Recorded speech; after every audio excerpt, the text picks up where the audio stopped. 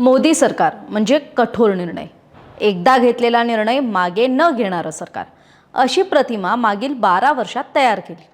पण वास्तवात जन आंदोलन, तीव्र विरोध आणि राजकीय दबावामुळे केंद्र सरकारला अनेक वेळा आपले निर्णय बदलावे लागले. आता नीट आंदोलनानंतर केंद्रीय शिक्षण मंत्री धर्मेंद्र प्रधान यांच्या राजीनाम्यामुळे त्या यादीत आणखी एका घटनेची भर पडली. तर याची घटना सोडून मागील 12 वर्षात नेमक्या कोणत्या 8 मोठ्या प्रसंगांमुळे मोदी सरकारला माघार घ्यावी लागली, पाहूयात. नमस्कार, मी कोमल, आपण पाहताय सकाळ.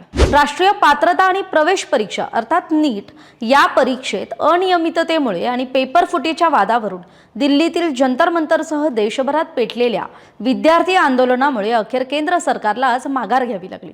केंद्रीय शिक्षण मंत्री धर्मेंद्र प्रधान यांनी 25 जुलैला म्हणजेच आज आपल्या मंत्रिपदाचा राजीनामा पंतप्रधान नरेंद्र मोदींकडे सुपूर्द केला. तरी याआधी जन आंदोलन आणि दबावामुळे मोदी सरकारला माघार घ्याव्या लागलेल्या प्रमुख घटनांचा आढावा घेऊयात. सगळ्यात पहिली घटना म्हणजे जमीन संपादन दुरुस्ती अध्यादेश. 2014 मध्ये खरं तर सत्तेत आल्यानंतर मोदी सरकारने 2013च्या जमीन संपादन म्हणजे भूसंपादन कायद्यात दुरुस्ती करण्यासाठी अध्यादेश जारी केला होता. यावरून विरोधकांनी सूटबुटकी सरकार असा नारा देत देशव्यापी आंदोलन उभं केलं. संसदेतील गदारोळानंतर 30 ऑगस्ट 2015ला पंतप्रधानांनी मन की बात मधून हा अध्यादेश लॅप्स होणार असल्याचं सांगितलं होतं. दुसरा मुद्दा म्हणजे EPF वरील कर प्रस्ताव रद्द. आता 2016च्या अर्थसंकल्पात कर्मचाऱ्यांच्या भविष्य निर्वाह निधी म्हणजेच EPF मधील 60% रकमावर कर लादण्याचा प्रस्ताव तत्कालीन अर्थमंत्री अरुण जेटली यांनी मांडला होता. या प्रस्तावाला देशातील कोट्यवधी नोकरदारांचा प्रचंड विरोध होता. नोकरदार वर्ग आणि कामगार संघटनांच्या तीव्र संतापामुळे अर्थसंकल्प सादर झाल्यानंतर अवघ्या 8 दिवसात सरकारने हा कर प्रस्ताव पूर्णपणे मागे घेतला. तिसरा निर्णय म्हणजे MJ अकबर यांचा राजीनामा. 2018 मध्ये देशभरात पेटलेल्या #MeToo चळवळी दरम्यान सुमारे 20 महिला पत्रकारांनी तत्कालीन परराष्ट्र व्यवहार राज्यमंत्री MJ अकबर यांच्यावर लैंगिक छळाचे गंभीर आरोप केले होते. वाढता नैतिक आणि राजकीय दबाव लक्षात घेता 17 ऑक्टोबर 2018ला MJ अकबर यांना आपल्या केंद्रीय मंत्रिपदाचा राजीनामा द्यावा लागला होता. चौथा मुद्दा म्हणजे 3 विवादित कृषी कायदे. केंद्र सरकारने संमत केलेल्या 3 कृषी कायद्यांविरोधात पंजाब, हरियाणा, उत्तर प्रदेशातील शेतकऱ्यांनी राजधानी दिल्लीच्या सीमांवर वर्षभर ऐतिहासिक आंदोलन केलं. या आंदोलनापुढे माघार घेत पंजाब आणि उत्तर प्रदेश विधानसभा निवडणुकांच्या तोंडावर पंतप्रधान नरेंद्र मोदींनी स्वतः टीव्हीवरून देशाची माफी मागत 3ही कृषी कायदे रद्द करण्याची घोषणा केली होती. पाचवा मुद्दा म्हणजे अग्निपथ योजनेत सवलत आणि सुधारणा.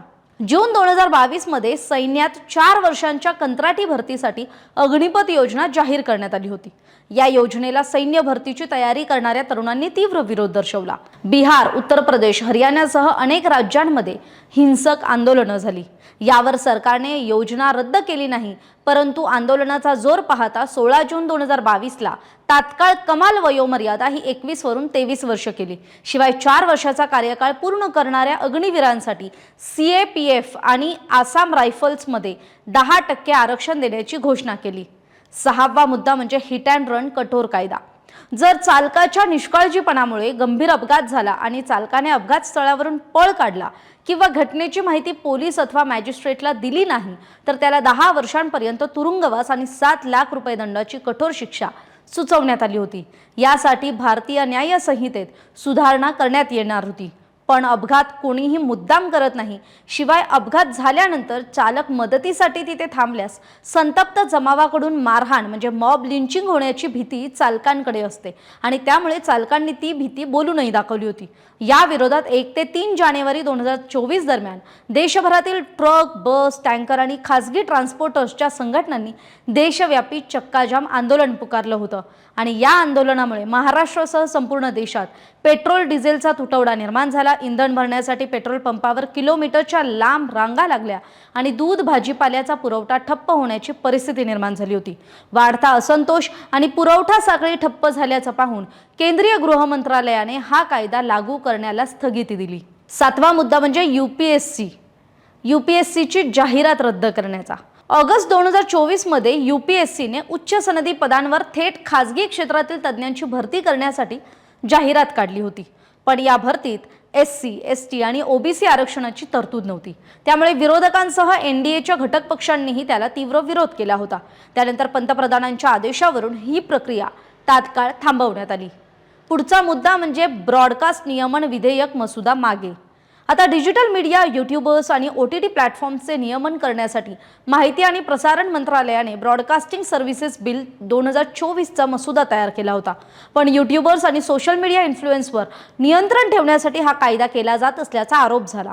स्वतंत्र पत्रकार आणि डिजिटल कंटेंट क्रिएटर्सनी अभिव्यक्ती स्वातंत्र्यावर गदा येणार असल्याची भीती व्यक्त केली. अखेर सरकारने 12 ऑगस्ट 2024ला हा मसुदा अधिकृतपणे मागे घेतला आणि धर्मेंद्र प्रधान यांच्या आजच्या राजीनाम्यामुळे या यादीत आता 9व्या घटनेची भर पडली. मात्र हा केवळ योगायोग आहे की लोकशाहीत जन आंदोलनांची ताकद पुन्हा एकदा सिद्ध झाली आहे?